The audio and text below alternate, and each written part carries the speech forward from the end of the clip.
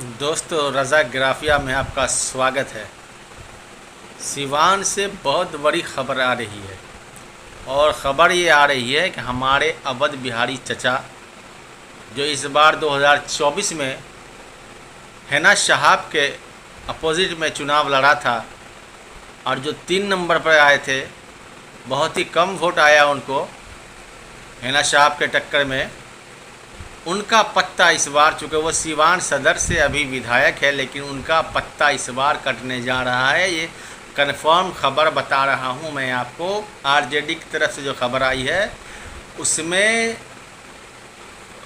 चचा का पत्ता कटता हुआ नज़र आ रहा है। चचा पूरी तरह से सिवान सदर से इस बार बेटिकट हो जाएंगे और नए कैंडिडेट को वहाँ से चुनाव लड़ाया जाएगा। इस बार अवध बिहारी चचा आपको टिकट मिलने वाला नहीं है, याद रखिएगा। क्योंकि इस बार के लोकसभा चुनाव में आपने जो प्रदर्शन किया है, आपका अपना कुछ वोट तो था नहीं। आपने जो भी वोट लाया राजद के टिकट पे लाया और इस बार आपका पत्ता 100% कटने वाला है। दूसरी खबर ये आ रही है कि बड़हरिया विधानसभा से भी जो एमएलए हैं वहाँ के बच्चा पांडे, उनका भी पत्ता इस बार कटना 100% कन्फर्म है। ये खबर आई है। तो बच्चा पांडे भी इस बार बड़हरिया से आपको टिकट मिलने नहीं जा रहा है और अगर आप चाहते हैं एमएलए रहें तो अभी से ही कोई दूसरी पार्टी में जाने का जुगाड़ कर लीजिए, तो वहाँ से टिकट मिल जाएगा। या उस विधानसभा में आपका वर्चस्व है तो आप निर्दलीय भी लड़के वहाँ से एमएलए बन सकते हैं, लेकिन आरजेडी का टिकट आपको वहाँ से नहीं मिलने वाला है। तीसरा हो गए हरिशंकर यादव जो रघुनाथपुर विधानसभा से एमएलए हैं। इस बार चचा आपको भी टिकट नहीं मिल रहा है आरजेडी का, आप भी इस बार बेटिकट हो रहे हैं। वहाँ से शायका नाज को टिकट मिलने की संभावना है 99%। ये लिख कर रख लीजिए। बड़हरिया से इस बार हरिशंकर यादव बेटिकट हो रहे हैं और आपको भी लगता है, क्योंकि आप चुनाव में बहुत कम समय बचा हुआ है, आपको भी लग गया होगा पता। ऐसी बात नहीं है, जब हम लोगों को खबर हो चुकी है तो आपको भी अंदर से खबर हो गई। आप भी पाला बदल सकते हैं और दूसरे अभी तो नई पार्टी आई है जन स्वराज, उसमें जा सकते हैं। और कई पार्टी है, जदयू में ट्राई कीजिए, भाजपा में ट्राई कीजिए। आप तो यादव जी हैं, कहीं भी ट्राई कर सकते हैं। आपका क्या है? मुसलमानों को थोड़ा प्रॉब्लम है कि सब पार्टी में नहीं जा सकते हैं, मुसलमानों के लिए थोड़ा प्रॉब्लम। लेकिन अब यादव जी, अवध बिहारी चचा भी यादव हैं, आप भी कहीं भी छलांग मार सकते हैं। एक बार बगावत किया था ना आरजेडी से आपने और निर्दलीय लड़े थे, कितना वोट आया था आपको पता ही होगा।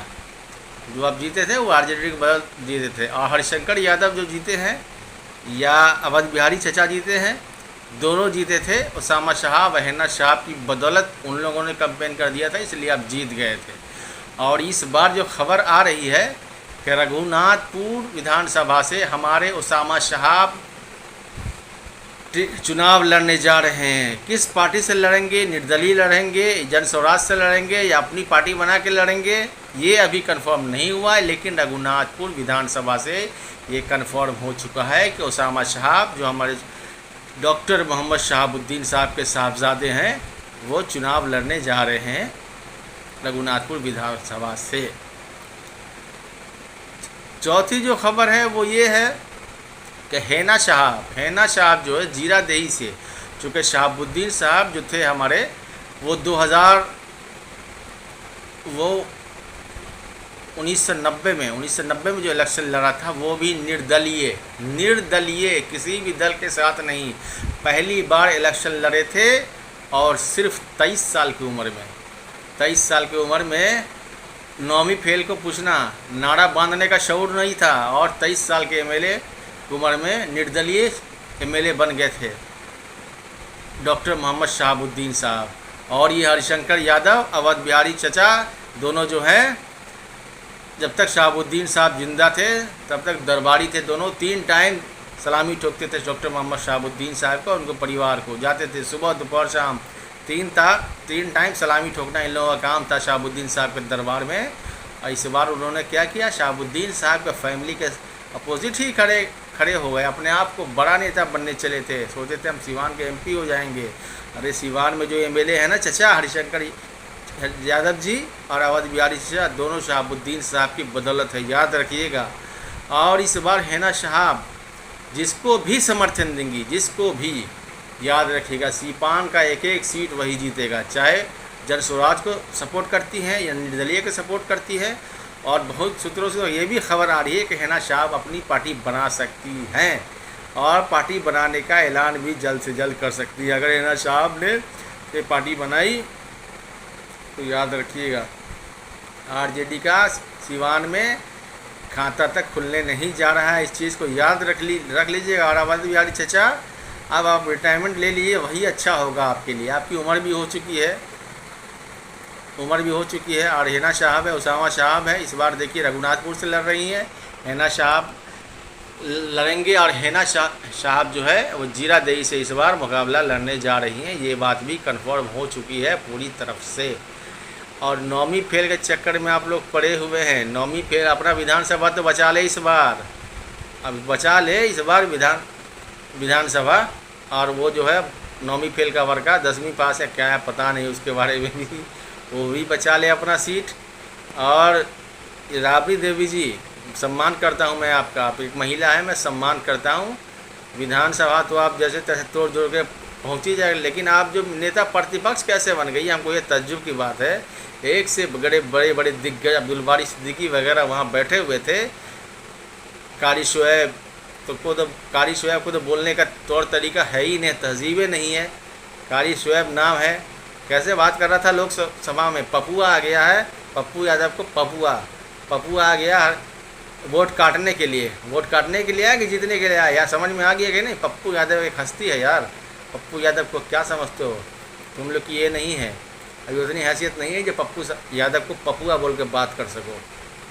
हाँ, लालू यादव जी का मैं सम्मान आज से नहीं हमेशा से करते आया हूँ और करता रहूँगा। लालू तुझसे बैर नहीं और नौमी फेल तेरी खैर नहीं। इस विधानसभा चुनाव में नौमी फेल को मज़ा चिखाना ही होगा। और आज लालू यादव जी देखिए, जब सहनी जी के पिताजी का हत्या हुआ तो सारे विपक्ष के नेता हो सभी लोग वहाँ गए मिलने के लिए, लेकिन नौमी फेल आज तक मुकेश सहनी के घर नहीं पहुँचा उनसे मिलने के लिए, जो हेलीकॉप्टर में अपने फ़ायदे के लिए घूमा था पूरे बिहार में। लेकिन जब उनके पिताजी की हत्या हुई तो लालू एक बार जाके मिलना भी मुनासिब नहीं समझा। ये नौमी फेल सोच लिए किस तरह का इंसान है।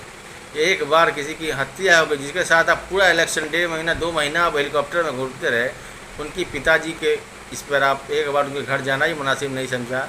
लेकिन आज लालू यादव जी को लग चुका है कि अब मुकेश सहनी आरजेडी के साथ रहने वाले नहीं हैं, वो बीजेपी के साथ गठबंधन में जा सकते हैं या बीजेपी में अपनी पार्टी का विलय कर सकते हैं। इसलिए आज लालू यादव खुद जाके मुकेश सहनी जी से उनके घर पे मिले।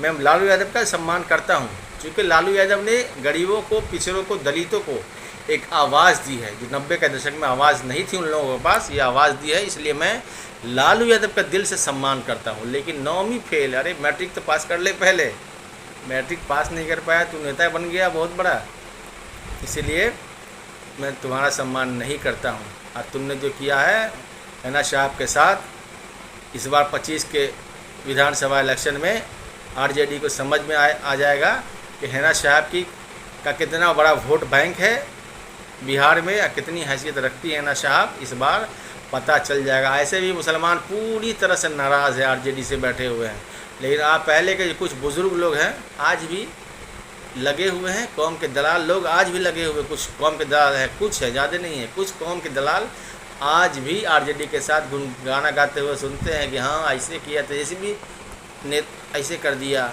ये ऐसे बोल दिया, वो ऐसे कर दिया। अरे कौम के दलालों, अपने जो इंसान डॉक्टर मोहम्मद शहाबुद्दीन साहब के परिवार का नहीं हुआ वो किसी का हो ही नहीं सकता। शहाबुद्दीन साहब ने जो कुर्बानी दिया है ना आरजेडी के लिए, और आरजेडी जो आज पार्टी बनी है वो शहाबुद्दीन साहब के खून पसीना से सींचा हुआ पार्टी है। और वो उस इंसान का जो आरजेडी नहीं हो पाया, वो सोचो तुम जैसे कुर्दोगलों का होगा, कुर्दोगलों का कभी नहीं हो सकता। 1990 में जब मुस्लिम MY समीकरण बना था, जब MY समीकरण बना था तो M से हुआ मुस्लिम, मतलब शहाबुद्दीन साहब साथ थे इसलिए मुस्लिम, और लालू यादव साथ थे इसलिए यादव पड़ा था, MY समीकरण बना था। MY समीकरण लोकसभा चुनाव में भी था, लेकिन M से मल्लाह और वाई से यादव दोनों एक साथ हेलीकॉप्टर में उड़ रहे थे। वो समीकरण 2024 के लोकसभा में भी था, इसीलिए 4 सीट आई है। और इस बार देखिए 25 के विधानसभा में क्या होने वाला है, कितने लोग आरजेडी को सपोर्ट करते हैं। और मेरा तो अनुमान है जैसा कि 4 सीट से ज़्यादा इस बार आरजेडी को नहीं आने वाला है। दोस्तों अपनी राय ज़रूर दें कि आरजेडी को इस विधानसभा में 25 के विधानसभा में कितनी सीट आएगी। अपनी राय कमेंट में ज़रूर दें। वीडियो अच्छी लगे तो लाइक करें, शेयर ज़रूर करें। मिलते हैं अगली वीडियो में, तब तक के लिए धन्यवाद।